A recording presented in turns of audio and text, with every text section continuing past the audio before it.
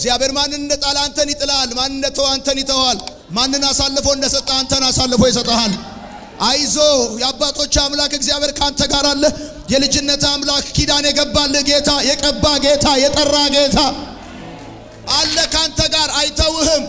ሰዎች ሊተው ይችላሉ። ጓደኛ ፊቱን ሊያዞር ይችላል። ወዳጆች ጠላቶች ሊሆኑ ይችላሉ። የነበረው ነገር ሊጠፋ ይችላል። አንኮንዲሽናል የሆነ ፍቅር ያለው የማይለዋወጥ የሚወድ የሚሸከም እስከ ሽበት እስከ ሽምግልና ይሽሩን ሆይ በደመናት ላይ ለረድኤት እንደ እግዚአብሔር ያለ የለም። የዘላለም ክንዶች ካንተ በታች ናቸው እንደሚል አቤቱ እንዳንተ ያለ የለም። የተለወጡት ነገሮች የነገሩኝ መጨረሻዬን ሳይሆን አንተ እንደማትለወጥ ነው። የሄዱት ነገሮች የነገሩኝ መጨረሻዬን አይደለም። አንተ እስከ ሽበት እስከ ሽምግልና ኢየሱስ እንደዚህ አለ። በዮሐንስ ወንጌል መጽሐፍ ምዕራፍ 14 ላይ እንደዚህ አለ። መንፈስ ቅዱስን እልክላችኋለሁ አለ። እሱ ለዘላለም ከናንተ ጋር ይሆናል አለ።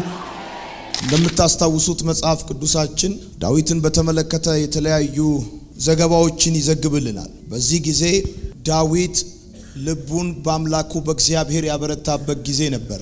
ዳዊት ልቡን በአምላኩ በእግዚአብሔር አበረታ የሚለውን ቃል የቃሉን ትርጉም፣ የቃሉን ጉልበት፣ የቃሉን ኃይል ለማግኘት ዳዊት በምን አይነት ሁኔታ ውስጥ ሆኖ ነው ልቡን በአምላኩ በእግዚአብሔር ያበረታው? ምን ነበር የገጠመው? በምን አይነት ሁኔታ ውስጥ ነበር እያለፈ የነበረውና ልቡን በአምላኩ በእግዚአብሔር ያበረታው? ዳዊት ላይ ምን ተጨምሮበት? ዳዊት ምን አይነት ሁኔታ ገጥሞት?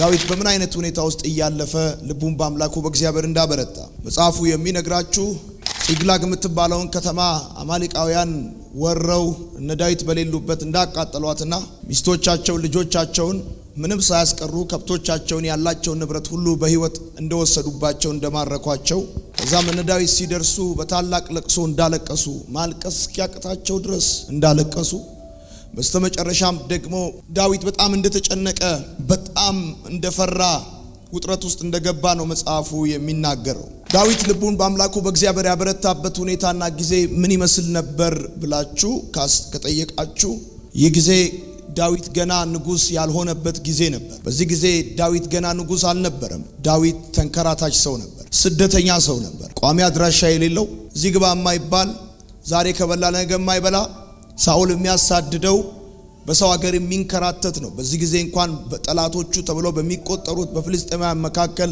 የተወሰነ መጠጊያ የምትሆን ትንሽዬ ከተማ ውስጥ ይኖር የነበረ ሰው ነው። በመንከራተት በስደት በእንደዚህ አይነት የመቅበዝበዝ ህይወት ውስጥ በነበረበት ጊዜ የሰበሰባት የቋጠራት ወይም ደግሞ ያሰናዳትና ለጊዜያዊ መጠለያነት ታገለግለኛለች ብሎ ያሰባት ከተማ ሙሉ በሙሉ ነው የወደመችው። ከዛም ባለፈ ደግሞ ሚስቶቹም ልጆቹም እንደተወሰዱ ከዛም ሲቀጥል ሁሉም ነገር ከእጁ እንደጠፋ መጽሐፉ ይነግራቸዋል። ስለዚህ በመጀመሪያ ደረጃ ዳዊት ልቡን በእግዚአብሔር ያበረታበት ይህ ጊዜ ዳዊት ገና ንጉስ ያልሆነበት ጊዜ በስደት በመንከራተት በሰው ሀገር ይቅበዘበዝ በነበረበት ጊዜ ነው ልቡን በአምላኩ በእግዚአብሔር አበረታ የሚላችሁ። በሁለተኛ ደረጃ ይህ ጊዜ ማለት ምን አይነት ሁኔታ ውስጥ ነበር ዳዊት ብላችሁ ስትጠይቁ ይህ ጊዜ ማለት የትላንትና ወዳጆቹ የዛሬ ጠላቶቹ ሆነው የተቀየሩበት ጊዜ ነበር። አጅበውት ይንቀሳቀሱ የነበሩ አብረውት የነበሩ ለክፉ ቀን ለችግሬ ቀን መከታ ይሆኑኛል ጋሻ ይሆኑኛል ብሎ የሚላቸው ሰዎች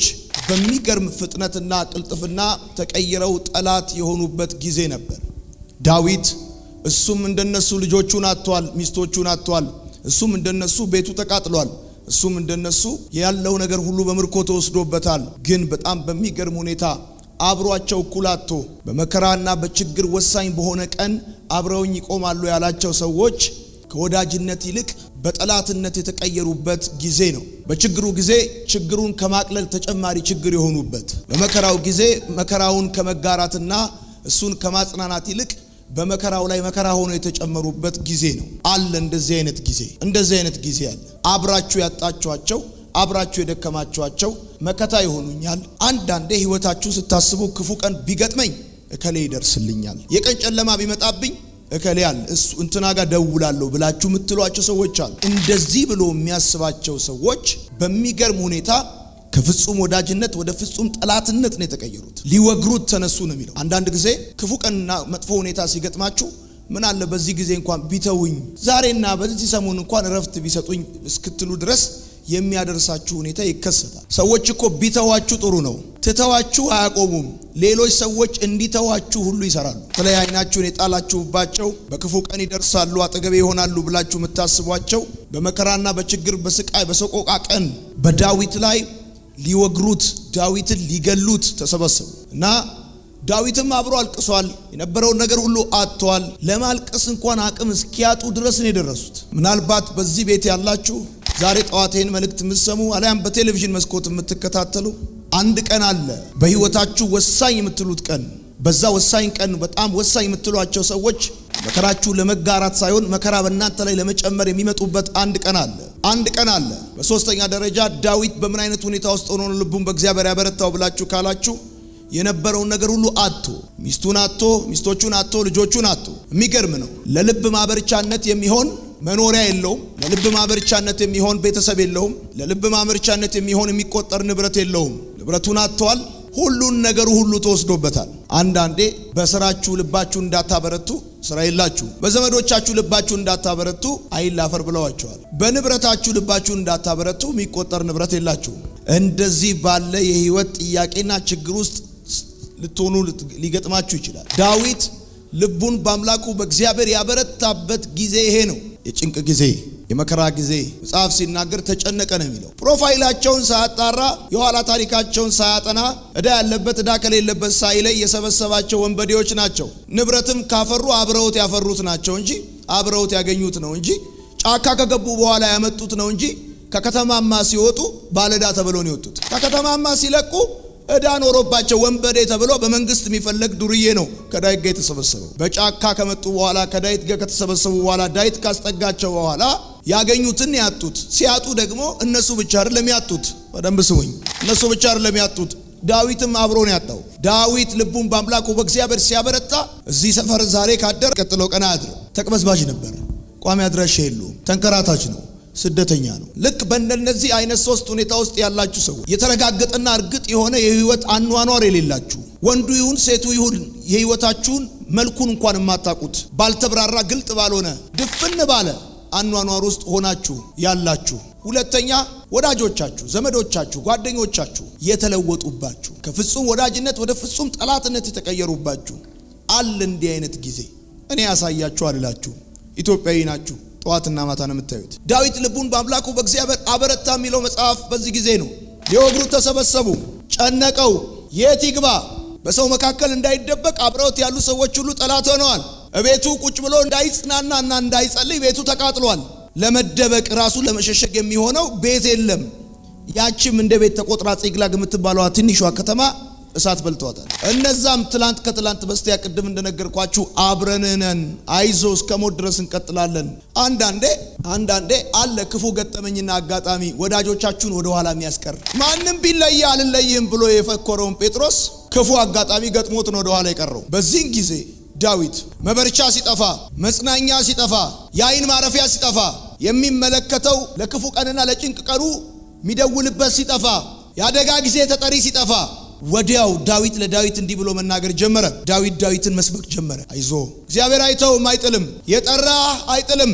በልጅነት ከአባት ቤት ከረኝነት ጠርቶ የቀባ እግዚአብሔር ዳዊት ልቡን በአምላኩ በእግዚአብሔር አበረታ። ወዳጅ ሲከዳ፣ ጓደኛ ፊቱን ሲያዞር፣ ሚስጥረኛ ፍጹም ጠላት ሲሆን፣ ምክርህ እንደ ቅናት ፍቅርህ እንደ ክፋት የሚቆጠርበት ቀን ላይ ለምንድነው ዳዊት ልቡን በአምላኩ በእግዚአብሔር ያበረታው ብላችሁ ከጠየቃችሁኝ፣ ዳዊት ልቡን በአምላኩ በእግዚአብሔር ያበረታው እግዚአብሔር እሱ የማይለወጥ አፍቃሪ ስለሆነ እሱ ሁኔታን ሊቀይር የሚችል ጌታ ስለሆነ፣ በሁኔታ የማይቀየር ጌታ ስለሆነ፣ በሁኔታ የማይቀየር ብዙ ሰዎች በሁኔታ ይቀየራሉ። ያጀበ ይበተናል፣ የከበበ ሁሉ ፊቱን ያዞራል። እሱ ብቻን ሳለ የጠራ እግዚአብሔር፣ ደካማ ሳለ የጠራ እግዚአብሔር ትላንትና ካልተከላከለው ቀስት አድኖታል። ትላንትና ካሳደደው ከሳውል ሸፍኖታል፣ ከልሎታል። ያ በገና እየደረደረ ከተወረወረበት ቀስት ያስጣለው እግዚአብሔር፣ ሳይለወጥ የሚኖር እግዚአብሔር። አንደኛ ልቡን በአምላኩ በእግዚአብሔር ዳዊት ያበረታበት ምክንያት እሱ የማይለወጥ አምላክ ስለሆነ፣ ዛሬ በዚህ ማለዳ ልባችሁን በአምላካችሁ በእግዚአብሔር እንድታበረቱ። የሚያጽናና ሲጠፋ፣ ሰባኪ ሲጠፋ፣ አስተማሪ ሲጠፋ፣ ጓደኛ ሲጠፋ፣ ወዳጅ ጠላሽ ሲሆን፣ እጃችሁ ላይ ያለ ነገር ሲያልቅ ሲጠፋ ሲቃጠል የዚህን ጊዜ የሚባለው ወየው ጠፋው ወየው አለኩኝ ልሞት ነው አይደለም የሚባለው። ዳዊት በዚህ ጊዜ ባዶ እጃቸውን መተው ያስታጠቃቸው ሰዎች ባስታጠቃቸው ዳዊት ባሰጣቸው ትጥቅ መልሰው ዳዊትን ሊመቱት ሲያስቡ ዳዊት ብድግ አለና ልቡን በአምላኩ በእግዚአብሔር አበረታ። ትላንት ያስጣለው እግዚአብሔር እንደሚያስጥለው፣ ትላንት ያሻገረው እግዚአብሔር እንደሚያሻግረው፣ በቁጣና በክፋት የተነሳበትን ሳኦልን እንዳያገኘው ለዓመታት የጋረደውን በምድረ በዳ በጫካ ረጅም ዓመት ተንከራት። ይሄ እግዚአብሔር የልብ መበርቻ ነው። ምክንያቱም ሁኔታዎችን ሊለውጥ የሚችል አቅም ያለው በሁኔታዎች የማይለወጥ ነው። ዳዊትን ያስደነገጠ እሱን አያስደነግጠውም። ዳዊትን ያስለቀሰ እሱን አያስለቅሰውም። ዳዊትን ያስፈራራ እሱን አያስፈራራውም። ለዳዊት የከበደ ለእሱ አይከብድም። ስለዚህ የልብ መበርቻ ሲጠፋ ልባችሁ በአምላካችሁ በእግዚአብሔር ይበርታ። ሁኔታውን ሊለውጠው ይችላል። አሁን ያላችሁበትን ሁኔታ ሊለውጠው ይችላል።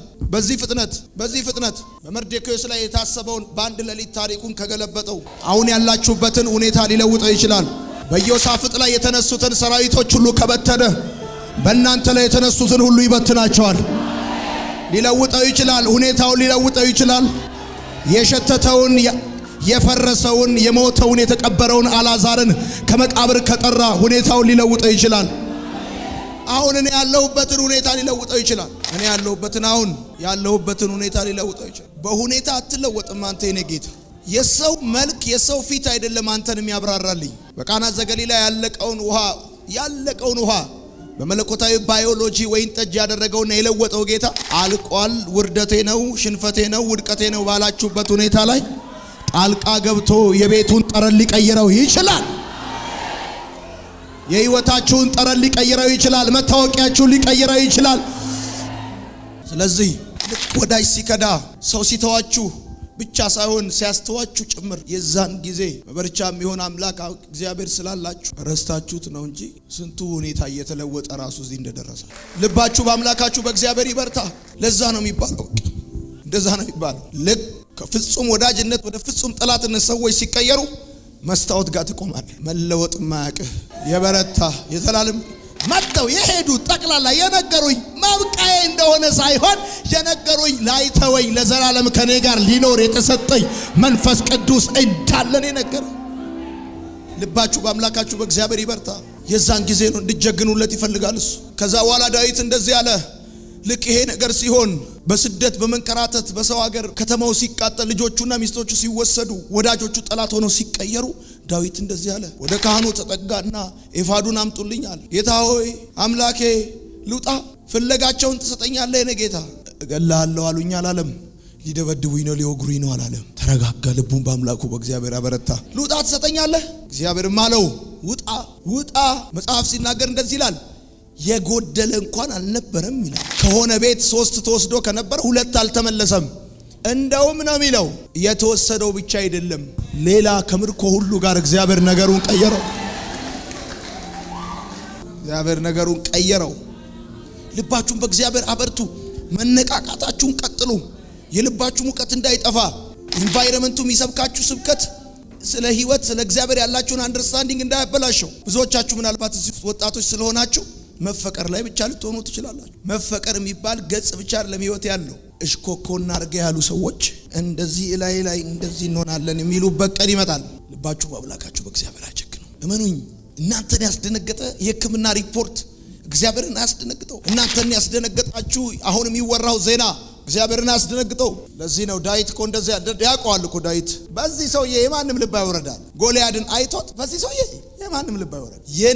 ሳኦል ልብ በጠቅላላ እኮ መሬት ነክቷል፣ ከረባት ሆኗል። ዳዊት ያቀ ያንን ለሀገር የገዘፈ የምድር ጉድ የሚባል ጎልያድ በአንድ ጠጠር በአፍጢሙ ሲተክለው ያን እግዚአብሔር ወዳጆቼ ዳዊት የዛን ቀን ለዳዊት ስብከት ጀመረ አልኳቸው። ከጫት ቤት የጠራ መሃል ላይ ሊገል ወይም ሊያጠፋ ወይም ሊያዋርድ አይደለም። ሊገል ቢፈልግ እግዚአብሔር አንተን ለመግደል ከ20 ዓመት በፊት ከበቂ በላይ ምክንያት ነበረው። እኔና አንተን እንደ እንቧይ ጧጠሽ ሊያረገን የኔ ጌታ ማንን ጠርቶ ማንን ጣለ? አብርሃምን እኮ እንዲህ አለው፣ ከሀገር ከዘመድ ከወገኖች ተለይ አለውና በተነካ ጊዜ ግን ሚስቱ በተቀማችበት ጊዜ በሌሊት መጣ እግዚአብሔር መልስ። እግዚአብሔር እንደ መጽሐፍ ሲናገር እኔ ወገኑ ነኝ አለ። እግዚአብሔር እኔ ወገኑ ነኝ አለ። አቅም የለውም ብላ አትወስድበትም። እኔ ወገኑ ነኝ። መልስለት፣ እንዳትነካል መልስ። ሌሊት ላይ ወገናችሁን፣ ቤተሰባችሁን፣ ዘራችሁን፣ ብዙ ነገራችሁን ትታችሁ የተከተላችሁት እግዚአብሔር ሁኔታዎች በተበላሹባችሁ ጊዜ የሚተዋችሁ እንዳይመስላችሁ። ልባችሁ ይበርታ፣ ልባችሁ ይጀግን። የት ቦታ ነው እግዚአብሔር ጠርቶ ሰዎችን የጣለው? 3 ዓመት ሰማይ ቢዘጋ ምድር ሁሉ ላይ ረሃብ ቢሆን እግዚአብሔር ለኤልያስ በኮራት ፋፋ ቁራ እያዘዘ መግቦታል። ሁኔታውን ሊቀይረው ይችላል። መጽሐፍ ሲናገር እንደዚህ ይላል፣ ውሃውም ደረቀ ይላል። ውሃው ሲደርቅ ታሪክ እዛ ጋር አበቃ አይደለም የሚለው። የሆነ ተአምር የሚቆመው ሌላ ተአምር ሊጀምር ሲል ነው። ሌላ ተአምር ሊጀምር ሲል ነው። የሆነ ስራችሁ ቆሟል ማለት ታሪካችሁ እዛ ጋር ይቆማል ማለት አይደለም። አስተማሪያችሁ ቻፕተር 1ን የሚጨርሰው ቻፕተር 2 ሊጀምር አለቀ። ሌላ የተአምራት ቻፕተር ሊከፈት ነው። አሜን የሚል ሰው ካለ ውጪ ላይ ያለ ሌላ የተአምራት ምዕራፍ ይከፈታል። ሌላ የክብር ምዕራፍ ይከፈታል። ሌላ የድል ምዕራፍ ይከፈታል። ሌላ የድል ምዕራፍ ይከፈታል። ውሃው አለቀ አለ። አለቀ ውሃው አለቀ አለ ኤልያስ። ሂድ ውረድ አለው። በሰላምታ አንዲት ሴት አለች፣ ሂድ እሷ ጋር ግባ አለው። እሱ ህይወት በቁራና በዛ ወንዝ ብቻ የሚቀጥል መስሎታል። ወዳጆች አንዳንድ ጊዜ የተደነቃችሁባቸውን ተአምራቶች እግዚአብሔር ያቆማቸው ሌላ የተአምራት ሌቭል እንዳለ ሊያሳያችሁ ስለፈለገ ነው። ስለዚህ በቃ ሄደ ኮራ ሴትየዋ ጋር ያለሽን ጋግረሽ ይዘሽ ነይ። ማንን እንደጣለ የትኛው ጋር እንደው መጽሐፉ ሲናገር እኮ እንደዚህ ነው የሚለው፣ ከተማዊቷ ጠባናለች መፍለጫ ተዋሱና ይላል መጽሐፍ። ከዛ ውሃ ውስጥ ወደቀበት። ሰውየውም ይላል እኔ መጽሐፉን ሳነቆ የገረመኝ ወየው ከሰው የተዋስኩት መፍለጫ ነበር አለ። እንኳን እግዚአብሔር እንኳን ያንተ ህይወት የመፍለጫ ኬዝ እንኳን ሶልቭ ያደርጋል። መፍለጫ እንኳን ከእጁ ወድቆ መፍለጫ ለአንተ ኢምፖርታንት ከሆነ እግዚአብሔር ዓለም ላይ መልስ ያገኛል። ምንድነው መፍለጫ? የቱ ጋር ነው ወደቀ? እዚህ ሰውየው ደስ የሚለው የቱ ጋር እንደወደቀበት ያውቃል። አይጠረጥርም። እዛ ጋር ነው እዚህ ጋር ነው አይልም። የቱ ጋር እንደወደቀበት ያውቃል። እዚህ ጋር ነው። ዘፍጥረትን፣ ዘዳግምን፣ ዘኍልቍን፣ ዘሌዋውያንን የጻፈው ሙሴ እንደሆነ ታውቃላችሁ። ያዕቆብን የንፋስ ፉጨት በሞላበት ውድማ አገኘው፣ ከበበው፣ እንደ ንስር በክንፍ ተሸከመዋል። እስራኤልን እኮ ተሸክሞ ነው ከነዓን ያስገባው። ሁኔታችሁ ሊለውጥ እንደሚችል፣ አሁን ያላችሁበትን ጊዜ ሊለውጥ እንደሚችል ችግር የለም። ወዳጅ ከከዳችሁ ምን ችግር አለው? እግዚአብሔር ልባችሁ በአምላካችሁ በእግዚአብሔር ይበርታ። በጣም ቀስ ብዬ ነው የምነግራችሁ። ልባችሁን በአምላካችሁ በእግዚአብሔር አበርቱ። ብዙ ነገር የተወሰደባችሁ ሰዎች፣ ብዙ ነገር ቤተሰብ የታመመባችሁ፣ እናት አባት የታመመባችሁ፣ ታላቅ ወንድም የታመመባችሁ፣ ዝም ብላችሁ የእናንተን ቤት ሁኔታ ስታዩት እየወረደ እንደ ሽቦ አልጋ እየወረደ ኢኮኖሚያችሁ እየወረደ ብዙ ነገራችሁ እየወረደ እንደሆነ የሚሰማችሁ ሰዎች እና በሉ ልባችሁን በአምላካችሁ በእግዚአብሔር። አሁን ያላችሁበት ሁኔታ መጨረሻችሁ አይሆንም። ወንድሜ ነው ማለት ያለበት ማለፊያና መኖሪያ ለይ፣ መክሰስና አራት ለይ። አሁን ያለበት ሁኔታ ማለፊያ ነው እንጂ መኖሪያ። እነዛን ከተማይቷን እንዲዘልሉ የተላኩ ሰዎች ካስታወሳችሁ 10 ብለው ነው የመጡት። እንዳንበጣንን አሉ። አንዳንድ የመጽሐፍ ቅዱስ አስተማሪዎች ያንበጣ ጭንቅላት ያላቸው ይላቸው እንዳንበጣ ነው የሚያስቡት። እግዚአብሔር ሁኔታውን ሊለውጠው እንደሚችል የሚያውቁ 2 ሰዎች ግን ተናገሩ። በፊታችን እንደ እንጀራ ይሆናሉ። ፈርዖን ከኋላ እየገሰገሰ ኤርትራ ከፊት ቆሞ በባከነ ደቂቃ ፊሽካ ሊነፋ ሩብ ጉዳይ ሲቀረው ጨዋታው ዞር። እድሜህን አይተ ልብ አይውረድ። እድሜህን አይተ አካባቢውን አይተ ልብ አይውረድ። እግዚአብሔር ዘግይቶ ይነሳል፣ ፈጥኖ ነው ግን የሚደርሰው። እንደዛ ነው እኔ የማውቀው እግዚአብሔር እንደዛ ነው። ሰው ሲጨርስ እሱ ይጀምራል። እኔ የገረመኝ ዳዊት እግዚአብሔር እሰጥሃለሁ ውጣ አለው። ወጣ። ሲሄድ አንድ ግብፃዊ መንገድ ላይ ወድቆ አገኘው። አንተ ማን ነህ አለው። እኔ የአማሊቃዊው ሲያመኝ ጥሎኝ ሄዳል። አበላው ይላል ዳዊት፣ አጠጣው። መጽሐፍ ሲናገር እየመራ ወሰደው። እነሱም በልተው ጠጥተው ሰክረው በነበሩ ጊዜ ዳዊት ደረሰባቸው። ከጠዋት እስከ ማታ ዘመተበት። የወሰዱበትን ብቻ አይደለም፣ እመኑኝ፣ ልባችሁ በአምላካችሁ ይበርታ። የጠፋባችሁ ነገር አንድ ጠፍቶባችሁ ከሆነ አንድ አይደለም፣ እግዚአብሔር እጥፍ ይመልስላችኋል። እግዚአብሔር እጥፍ ይመልስላችኋል። እጥፍ ይክሳችኋል። እሺ እንደዚህ ልንገራችሁ፣ ይክሳችኋል እግዚአብሔር ባለቀሳችሁበት። መጽሐፉ ሲናገር እንደዚህ ይላል፣ ለማልቀስ አቅም እስኪያጡ ድረስ፣ አቅም እስኪጨርሱ ድረስ አለቀሱ። ጥሪውን፣ ህይወቱን፣ አገልግሎቱን፣ ኪዳኑን እስኪፈታተን ድረስ ነበር ነገር የገጠመው። ግን ልቡ በአምላኩ በእግዚአብሔር አበረታ። ዛሬም በሰው ሀገር ያላችሁ፣ በስደት ያላችሁ፣ በማጣት ውስጥ ያላችሁ፣ በመከዳት ውስጥ በመተው ውስጥ ያላችሁ ሰዎች ልባችሁ በእግዚአብሔር ይበርታ። በአምላካችሁ በእግዚአብሔር ልባችሁን አበርቱ። ለሱ መሽቶበት አያውቅም። ለሱ አልቆበት አያውቅም። እሱን ከብዶት አያውቅም። እግዚአብሔርን ያቃተው አንዳች ነገር የለም። ያልተለወጠው ነገራችሁ አለመድከማችሁን አላዋቂነታችሁን ሳይሆን የሚያሳየው ታማኝነታችሁ ነው የሚያሳየው። ልባችሁ በእግዚአብሔር ይበርታ፣ ተጽናኑ። ዳዊትም እግዚአብሔርን ጠየቀው፣ እግዚአብሔርም እንደዚህ አለው ታገኛቸዋለህ አለው ተብሎ እንደተጻፈ። ያ ያስለቀሳችሁ፣ ያ ያማረራችሁ፣ ያ ከሰው በታች ያደረጋችሁ፣ ያ መልካችሁን ያበላሸ፣ ያ የተበላሸባችሁ ነገር እግዚአብሔር እንደዚህ ይላችኋል በእጥፍ ታገኙታላችሁ። በደንብ ጩሁና አሜን በሉ። በእጥፍ እግዚአብሔር እጃችሁ ያስገባል። በእጥፍ እግዚአብሔር እንደዚህ ይላችኋል። በጠላቶቻችሁ ፊት ለፊት ሞገስ ይሰጣችኋል። ድንጋይ አንስተው ሊወግሩት ያሉ ሰዎች ለዳዊት በእጃቸው ድንጋይ ነው ያዙት። ከዳዊት እጅ ምርኮ ተካፍለዋል። ከዳዊት እጅ ሊገሉት ባሰቡበት በዛው ጊዜ እግዚአብሔር ሁኔታውን ቀየረው፣ ሁኔታውን ተቆጣጠረው። ነገር ተገለበጠ። የገፏችሁ እጆች በብዙ መልኩ ምሬት ውስጥና ህመም ውስጥ የከተቷችሁ ዳዊት አንድ ነገር ጻፈ። እነዚህ ሰዎች በክፉ ቀን መከታ ጋሻ ይሆኑኛል ያላችሁ ሰዎች አይደሉ? ቆይ ናቸው አይደሉ? በመከራው ቀን ከመከራው ዳዊትን ከመታደድ ይልቅ ተጨማሪ መከራ ነው የሆኑ እነዚህ ሰዎች ማለት ዳዊት በልቡ ሰዎች ነው ልቡ የተሰበረው። በልቡ ሰዎች ነው የዳዊት ልብ የተሰበረው። እነዚህ ሰዎች የዳዊት የልብ ሰዎች ናቸው። መውጫ መግቢያውን የሚያውቁ ሰው። የሚገርም ነው።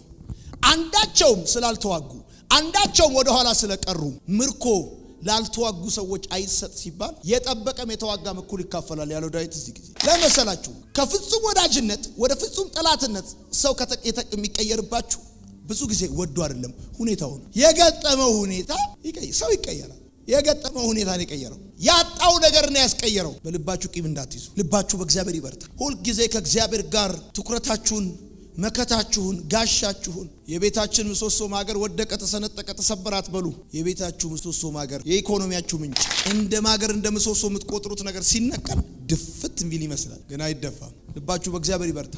መዝሙሮቻችሁን ክፈቱ። የኔ ዋስትና፣ የኔ ጋራንቲ፣ የኔ ጡረታ፣ የኔ ፕሮቴክሽን። ልባችሁ በአምላካችሁ በእግዚአብሔር ይበርታ። ምህረቱ አልተቋረጠምና ጻፉ።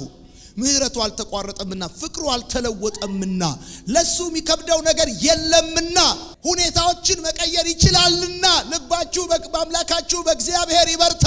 ዜናው፣ ወሬው ጠቅላላ የምትሰሙት ይሄን ቡቱቶ መንፈስ የተመታዩ አሚን በሉ። ማህበራዊ ሚዲያ ላይ ልባቸው ወርዶ የሚያወርዷችሁ ሰዎች አትስሙ። በቃ ይገባሉ። እዚህ ላይ አንዳንዱ ፎጣም ነው የሚያንጠለጥለው። ፎጣም ምንም መጋረጃም አድርጎ ይገባል። አንሶላ ሁሉ አድርጎ ይገባል። በቃ ይገባል። በቃ ማለቃችን ነው እንዲሞናችን ነው አልቆ በስማ ይላል። አንተ እሱን ተጠቅጥቀ ልብ ወርዶ። ተማሪዎች፣ ወጣቶች ልባችሁ እንዳይወድቅ፣ እህቶቼ ወንድሞቼ የሆናችሁ ሁላችሁ ልባችሁ እንዳይወድቅ። ልባችሁ በአምላካችሁ በእግዚአብሔር ድንቅ ነው የሚሆነው። ከዛ በኋላ ፈረስና ፈረሰኛውን በባህር ያሰጠመው እግዚአብሔር አዲስ መዝሙር አዲስ ከበሮ ይሰጣቸዋል። እግዚአብሔር የተቃጠለ የሚባል የተበላሸ የሚባል የሄደ የሚባል የቀረ የሚባል ነገር የለም። ወዳጆቼ ልባችሁ ከወደቀ ቢዝነሳችሁ ቢወድቅ ይሻላል ልባችሁ ከሚወድቅ። ቢዝነሳችሁ ቢወድቅ ይሻላችኋል። ትምህርት ብትወድቁ ይሻላችኋል ልባችሁ ከሚወድቅ። ነጥባችሁ ቢወርድ ይሻላችኋል ልባችሁ ከሚወርድ። ጌታን ልባችሁ መጽሐፍ ሲናገር እንደዚህ ይላል፣ ወዳጄ ልብህን ጠብቅ፣ ልብ የህይወት መውጫ ነች። ልብ ከወረደ ሁሉ ነገር ነው ያቆም። እንኳን ለእናንተ ለ90 ዓመቷም ሴት ዘመን አላለፈም። እንኳን ላንቺ በ19 ዓመት ልጅና ለ29 ዓመት ለ39 ዓመት ሴት ቀርቶ ለ90 ዓመቷም ሴትዮ ዘመን አላለፈባትም። ምን ሆነ ነው አንተ? ጡቷ ወተት ይዟል። ስማ ያለፈ ልባችሁ በአምላካችሁ በእግዚአብሔር ተስፋን የሰጠ የታመነ እንደሆነ ስለቆጠረች ሳራ የመውለጃዋ ጊዜ ባለፈ ወራት እንኳን ለመጸነስ በእምነት ኃይልን አገኘች እንደሚል ተስፋን የሰጠ የታመነ እንደሆነ አንተ ትችላለህ፣ አንተ ታደርጋለህ፣ አንተ ታማኝ ነህ፣ ያልከውን ትፈጽማለህ፣ የተናገርከውን ሁሉ ታደርጋለህ።